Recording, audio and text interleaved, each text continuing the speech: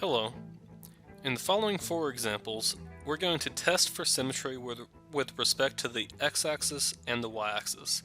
This is example 10 in section 7 in chapter 2 in your notes.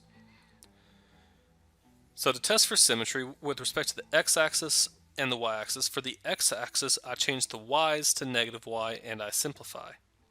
For the y-axis symmetry, I change the x's to negative x and I simplify. So I'm going to test for the x-axis symmetry first. Here's how I like to do this. I like to label what I'm doing, and I'll leave room here for a yes or a no. Now, because I'm doing the x-axis, I change the y value, or the y variable, and I change it to negative y.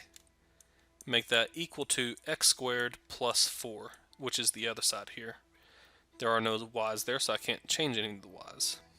The problem is that there's nothing to simplify here. Because there's nothing that simplifies, this can never look like this, even if I divide by negative 1. If I did, I'd get y equals negative x squared minus 4, which is also not this equation. Therefore, no. A is not x-axis, is not symmetric with respect to the x-axis. Now, I'm going to look at the y-axis. Again, leave space here. And then replace the x with negative x. So that gives you y is equal to, and I'm going to use a parentheses because I have an exponent there, squared plus 4. And then you need to simplify this if you can, and you can. Therefore, that gives you y is equal to positive x squared plus 4. Because this means negative x times negative x. Two negatives make a positive. So it gives you positive x squared plus 4. Notice this is the same as the original function. The original equation, which is, in this case, a function.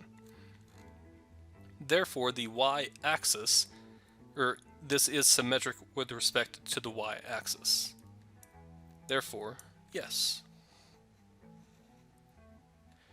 And that's what you have for A. Now notice that because it is symmetric with respect to the y-axis, if you were to graph this, it would look something like this. It'd be symmetric with respect to the y-axis.